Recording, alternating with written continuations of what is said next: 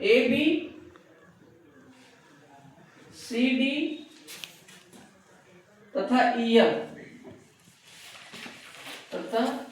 तथा E F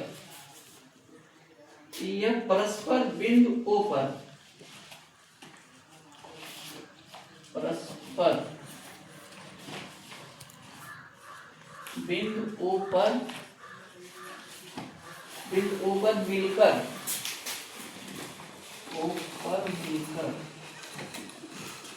पर मिलकर चित्रानुसार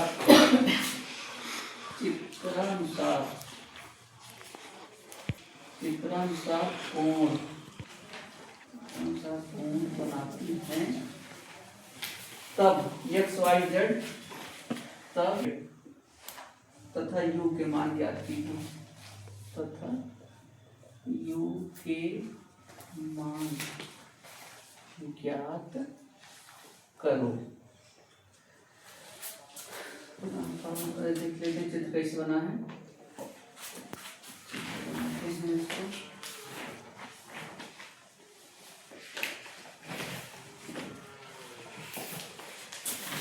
ये X Y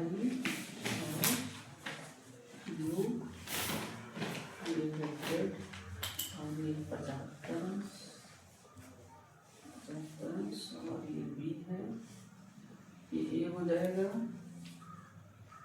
सॉरी ये वाला 90 अंश है और एक 50 अंश है। X Y U और ये Z है, ये हमारा A है, ये B C D C है, ये D है और ये E है और ये वाला F है। तीन बना दीजिए।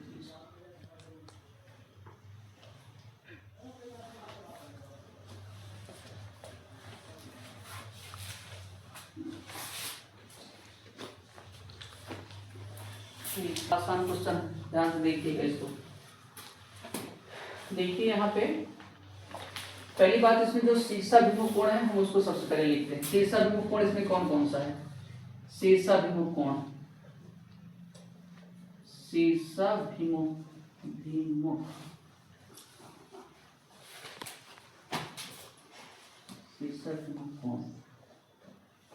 शीर्षाभिमुख कोण देखिए कौन कौन सा है।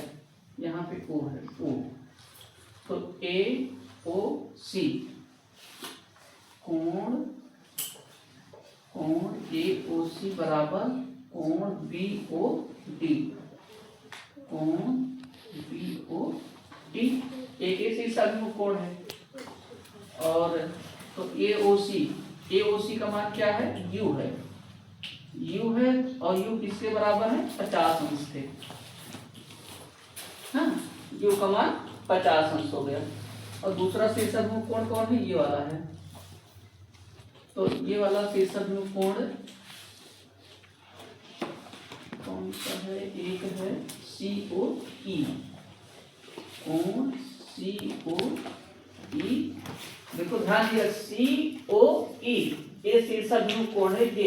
ये कोण इस कोण के बराबर है, ठीक है। Y वाला कोण 90 अंश के बराबर है। तो ये वाला कोण कौन सा बन रहा है? FOD कोण FOD। तो Y कोण CO है, Y अंश किसके बराबर है? 90 अंश के। तो Y का मान 90 अंश हो गया, यहाँ से हो गया। अब देखिए फिर इधर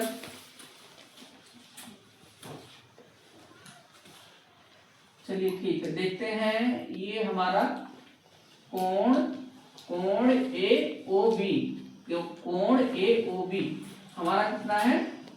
सरल रेखा है। कोण AOB एक सरल रेखा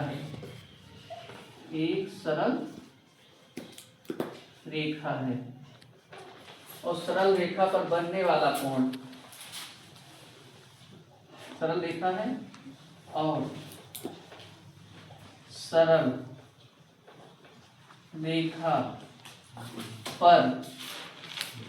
पर बनने वाला कोण, सरल रेखा पर बनने वाला कोण 180 अंश होता है, कोण 180 अंश होता है ना। ए ओ बी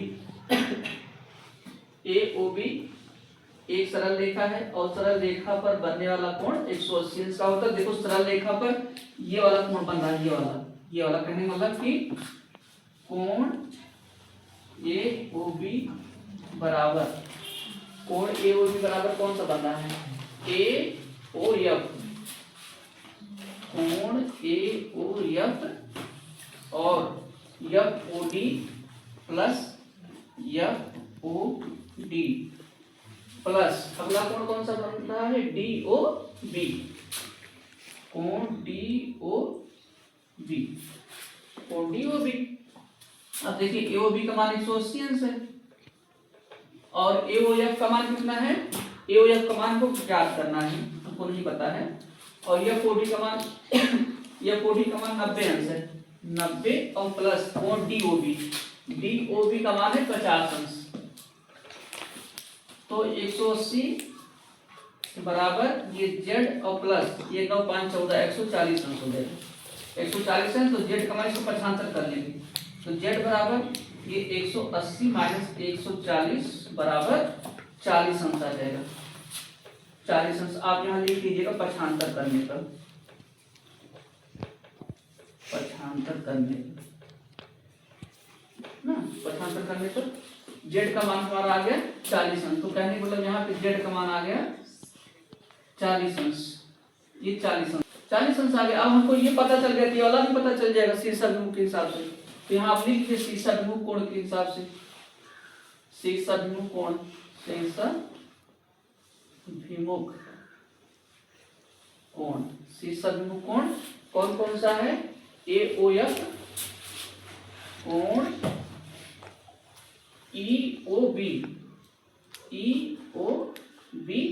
बराबर है, देखो ई ओ बी बराबर है किसके, ए ओ एफ के, कोण ए ओ एफ के। तो कोण ई ओ बी एक्स है और कोण ए ओ एफ है 40 अंश, 40 अंश। अब देखिए हमारा क्या पूछा था, एक्स का मान पूछा था 40 अंश आ गया, फिर वाई का मान पूछा है, y का मान हमने यहाँ पे निकाला है। अगर ये 90 अंश है तो ये शीर्षाभिमुख कोण के हिसाब से भी 90 अंश हो जाएगा, तो y का मान कितना हो जाएगा, 90 अंश हो जाएगा। फिर उसके बाद क्या पूछा था, z का मान, z का मान भी 40 अंश है।